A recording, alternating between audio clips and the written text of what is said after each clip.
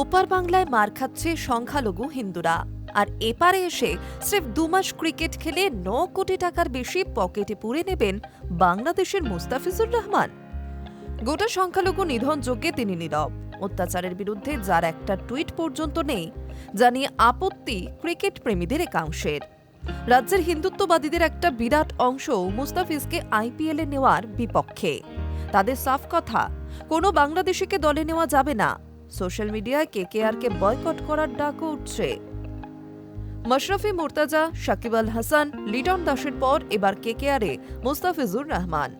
ঐতিহাসিকভাবে কেকেআরে বাংলাদেশি তারকাদের আশ্রয়স্থল হিসেবে উঠে এসেছে। এই বছর রেকর্ড মূল্যে বাংলাদেশের অন্যতম সেরা পেসারকে দলে নিয়েছে নাইটরা। এই পর্যন্ত সবচেয়ে বেশি বাংলাদেশি তারকা খেলেছেন কেকেআর জার্সিতেই। এবার মুস্তাফিজুরকে নাইটরা কিনেছে 9 কোটি 20 লক্ষ টাকায়। আইপিএল নিলামে বাংলাদেশের খেলোয়াড়দের সর্বোচ্চ মূল্য এটি। এর আগে 2009 সালে মাশরাফি মুর্তাজাকে $6 লক্ষ কিনেছিল কলকাতা নাইট রাইডার্স।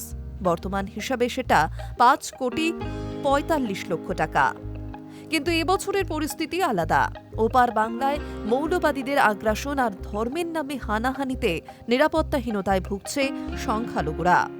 শেখ হাসিনার অপসারণ চেয়ে যে আন্দোলন শুরু হয়েছিল তা ক্রমশ মৌলবাদীদের আস্ফালন আর সংখ্যালঘুদের ত্রাসের কারণ হয়ে দাঁড়াচ্ছে। স্রেফ ধর্মাচরণের জন্য আক্রান্ত হতে হচ্ছে সংখ্যালঘুদের, যার জলজান্ত উদাহরণ দীপু দাস হত্যাকাণ্ড। জানিয়ে বাংলাদেশের গোটা ক্রিকেট মহল নীরব। মুস্তাফিজুর নিজেও এই বিষয়ে নীরব। ওপার বাংলার এই পরিস্থিতি নিয়ে একটি শব্দও খরচ করেননি তিনি। বস্তুত হাসিনার পতনের পর বাংলাদেশে ভারত বিদ্বেষের চাষ শুরু হয়েছে। তথাকথিত আধিপত্যবাদকে কাঠগড়ায় তুলে রীতিমতো হুমকি দেওয়া হচ্ছে এই দেশকে।